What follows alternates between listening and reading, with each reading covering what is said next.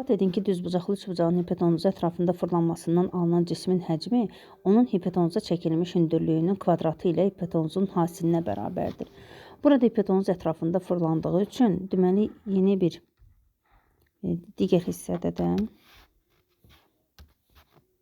deməli biz hündürlüyü uzatsaq. Deməli burada alınır 2 dənə konus. Bu 2 konusdan belə deyək, birinin deməli hər 2 konusun oturacağının radiusu HC-dir, yəni R bərabərdir HC-yə.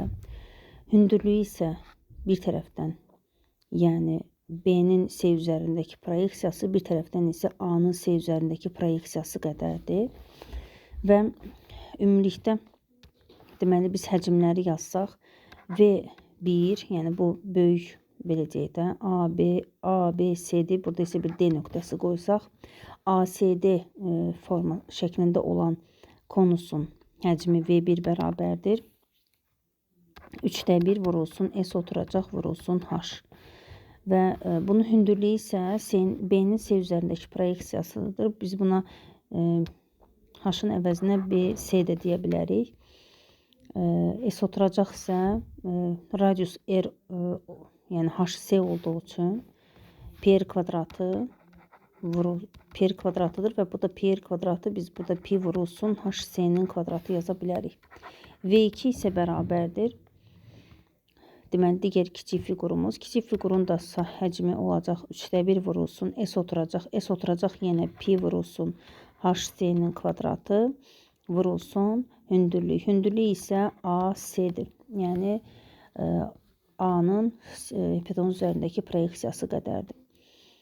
Və bizdən soruşulur ki, alınan cismin həcmi, yəni V1 üstəgəlsin V2 bərabərdir 3/1 vurulsun S oturacaq hər ikisində pi vurulsun HC kvadratıdır, yəni eynidir.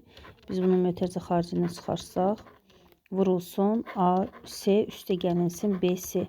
AC ilə BC cəmi isə birlikdə ümumilikdə C-ni verir, yəni. V1 üstəgəlsin V2 bərabərdir 3/1 vurulsun. Pi-ni 3 ilə əvəz etsək 3 vurulsun HC-nin kvadratı vur C. 3-lər islah gedəndə ixtisar gedəcək, qalacaq HC-nin kvadratı vurulsun C.